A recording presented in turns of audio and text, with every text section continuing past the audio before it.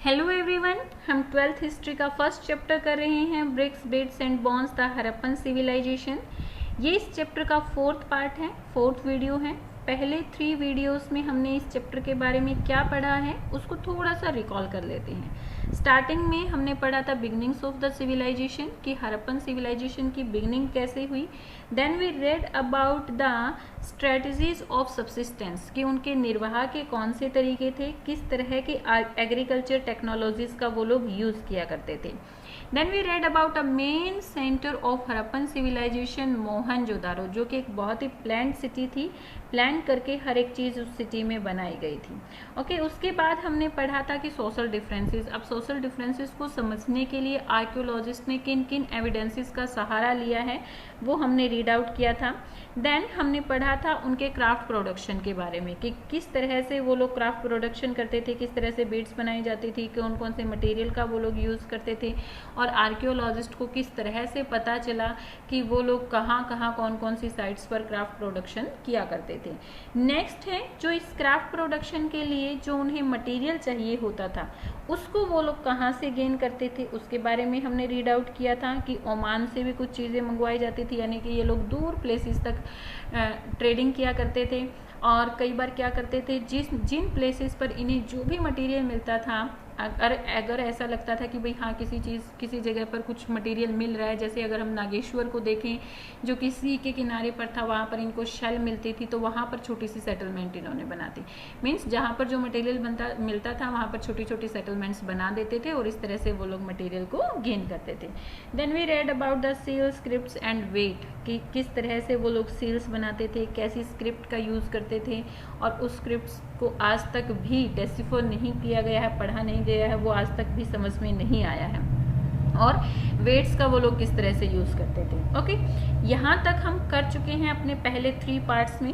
आज हम पढ़ने वाले हैं एनेशिएंट अथॉरिटी के बारे में। अब देखिए, हमने हरप्पन सिविलाइजेशन के बारे में पढ़ा कि वहाँ पर जितनी भी साइट्स मिली है, हर एक साइट पर सेम टाइप का क्राफ्ट प्रोडक्शन हो रहा था, सेम तरह से जो है सिटीज़ को प्लान किया जाता था और उनको इम्प्लीमेंट किया जाता था। ओके, सो ये सारी की सारी चीज़ें कोई ना कोई तो रन कर रहा होगा। जैसे अब अगर हम अभी का एग्जांपल ले तो हमारे कंट्री की पावर जो है पीएम के हाथों में होती है और वही हमारी कंट्री के लिए फैसले लेते हैं। ओके, फिर जो है उन्हीं फैसलों को इम्प्लीमेंट किया जाता है, उन्हीं डिसीजंस को इम्प्लीमेंट किया जाता है।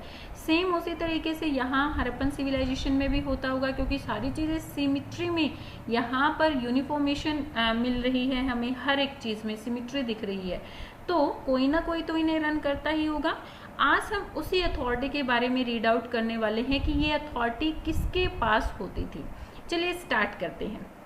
यहाँ हरप्पन सोसाइटी में बहुत सारे ऐसे इंडिकेशंस मिले हैं जिनसे हमें पता चलता है कि भाई हाँ, यहाँ पर सेम सारी चीज़ें होती थी।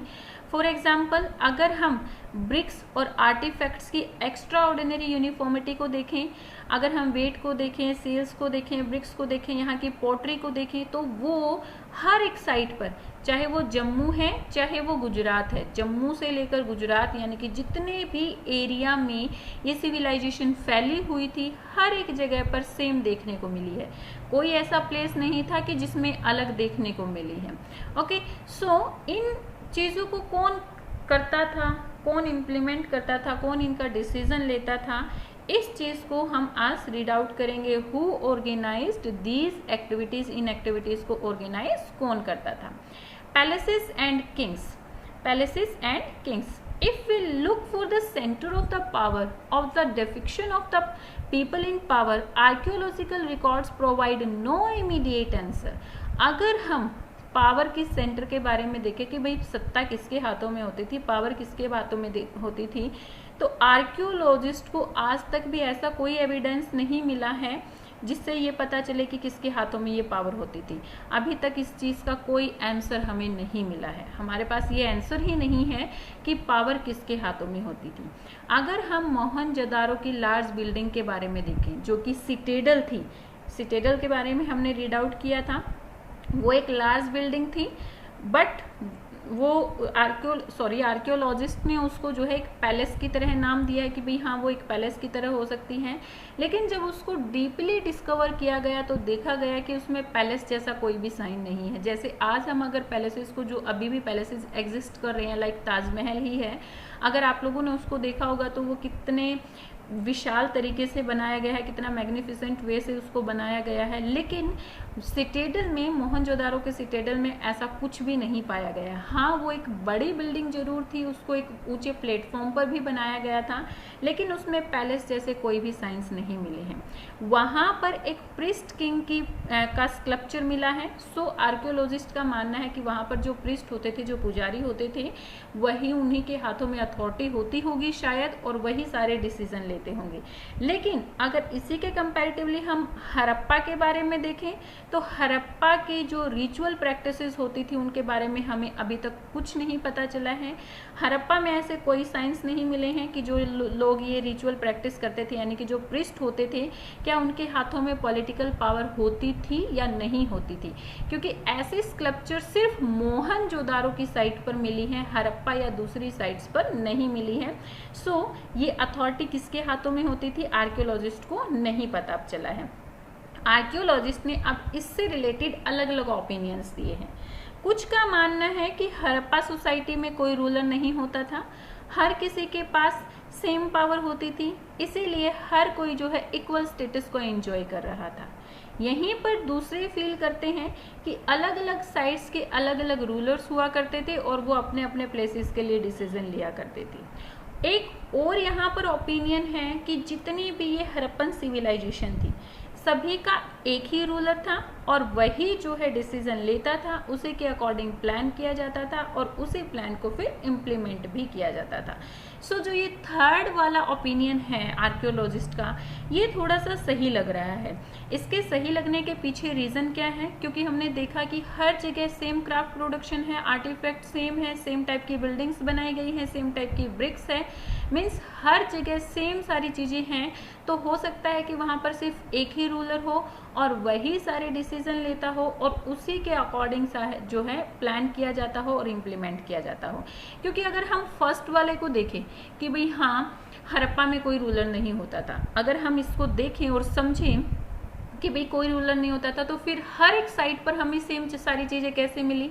ऐसा तो नहीं हो सकता कि भाई सभी लोग इकट्ठा होते हैं और फिर जो है डिसाइड करते हैं, ये सारी चीज़ें तो पॉसिबल नहीं थी। क्योंकि अगर पॉपुलेशन के हाथों में, जनता के हाथों में ये डिसीजन दे दिए जाएं, अगर सपोज अभी हम देखें कि हमारी कंट्री की पॉपुलेशन के हाथों में डिसीजन दे दिए जाएं, तो इतने सारे लोग, सबके जो है व्यू अलग अलग होंगे, तो एक चीज़ को इम्प्लीमेंट नहीं किया जा सकता। लेकिन वहाँ पर तो सारी चीज़ें सेम थी, यूनिफॉर्मिटी थी हर एक चीज़ में। तो फर्स्ट वाला तो सही नहीं है। सेकंड वाले को अगर हम देखें कि अलग अलग साइट्स पर अलग अलग रूलर्स होते थे, वो भी सही नहीं लग रहा है, क्योंकि फिर वही हम देखें कि यूनिफॉर्मिटी थी हर एक चीज़ में। सो जो थर्ड वाला ओपिनियन हमें आर्कियोलॉजिस्ट ने दिया है कि भाई हाँ वहाँ पर एक ही रूलर होता था और वही सारी चीज़ों को इम्प्लीमेंट करता था, ये थोड़ा सा सही लग रहा है। बट अभी तक भी क्लियर नहीं है कि ये सही है या नहीं है। मीन्स आर्कियोलॉजिस्ट को अभी तक भी नहीं पता चला है कि यहाँ पर अथॉरिटी किसके हाथों में होती थी। ओके, नेक्स्ट है द एंड ऑफ सिविलाइजेशन। अब सिविलाइजेशन का एंड कैसे हुआ, इतने बड़े एरिया में फैली हुई सिविलाइजेशन का एंड कैसे हुआ। कुछ एविडेंसेस ऐसे मिले हैं जिनमें पता चला है कि 1800 BCE तक कुछ साइट्स जैसे कि चौलिस्तान, इन लोगों ने अपने प्लेसेस को अबेंडेंट, यानी कि इन लोगों ने अपने प्लेसेस को छोड़ना शुरू कर दिया था। और इसके साथ साथ ये जो पॉपुलेशन थी, इन्होंने नई सेटलमेंट गुजरात, हरियाणा और वेस्टर्न उत्तर प्रदेश में अपनी नई सेटलमेंट को बसाना शुरू कर दिया था।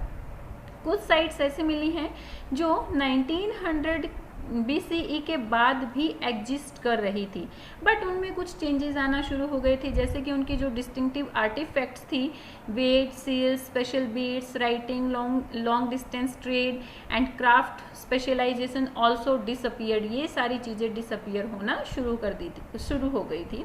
अब लोग क्या करते थे कि जिस प्लेस पर जो भी सामान मिलता था उससे क्राफ्ट प्रोडक्शन कर लेते थे। अब जिनके पास जितना पैसा होता था वैसा घर बना लेते थे। एक प्लान तरीके से घर नहीं बनाया जाता था, किसी का बड़ा होता था, किसी का छोटा होता था।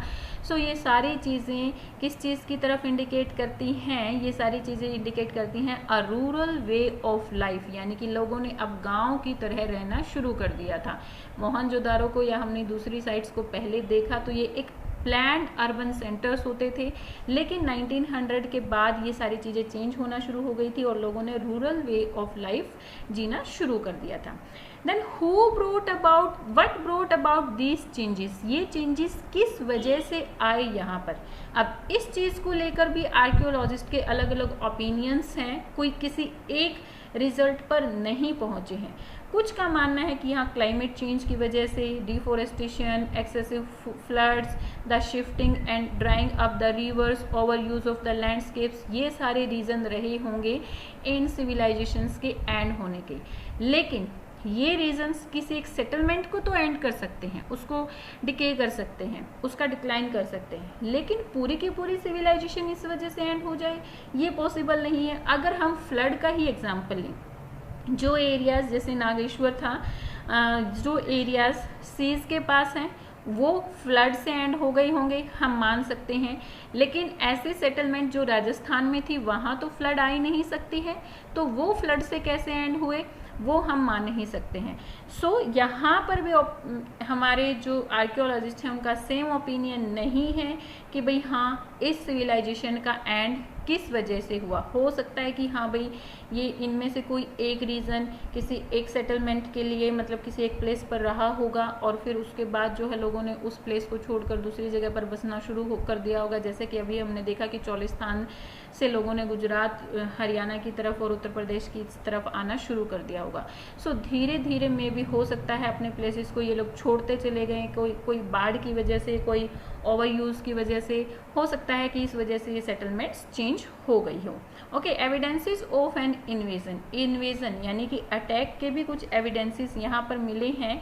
1931 में जॉन मार्शल ने एक नैरो गली वहाँ पर मिली है मोहनजोदारो में, जिसका नेम दिया है डेड मैन लेन। ये आर्कियोलॉजिस्ट के द्वारा ही नेम दिया गया है, डेड मैन लेन। इस गली को ये नेम क्यों दिया गया है? क्योंकि यहाँ पर बहुत सारे लोगों के स्केलेटन्स पड़े हुए मिले हैं, मरे हुए लोगों के स्केलेटन्स पड़े हुए मिले हैं। अब अगर इस गली के वेस्ट वर्ड की तरफ हम टर्न करते हैं तो यहाँ पर a part of skull, bones of throat, upper arm and adult were discovered. Means अलग अलग प्लेसेस पर लोगों की हड्डियाँ और शरीर के बॉडी के अलग अलग पार्ट्स जो हैं उनकी हड्डियाँ पड़ी हुई मिली हैं। सो लगता है कि हाँ इनके ऊपर किसी ने अटैक किया होगा, इस वजह से ये सिविलाइजेशन एंड हो गई होगी। सो यहाँ पर ये थोड़ा सा ओपिनियन देखने को मिला है।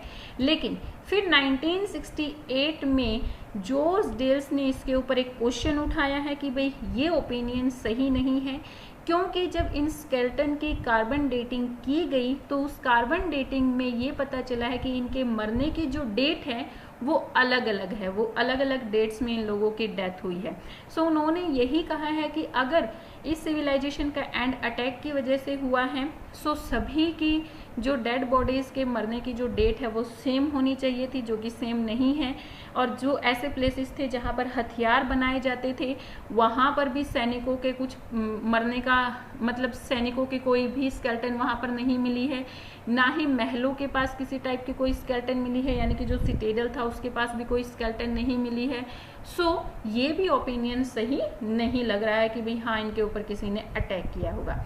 सो हमने यही देखा कि आर्कियोलॉजिस्ट किसी एक ओपिनियन पे नहीं है कि सिविलाइजेशन का कैसे एंड हुआ है, अलग अलग वेज इनके ओपिनियंस इसके ऊपर हैं इनके। ओके, सो आज हम यहीं तक करने वाले हैं। Next part will do in next video. I hope आपको सारी चीज़ें क्लियर हो रही होंगी। Please please please tell me in comment section, like and share my videos and subscribe my channel. Thank you, bye bye, keep learning.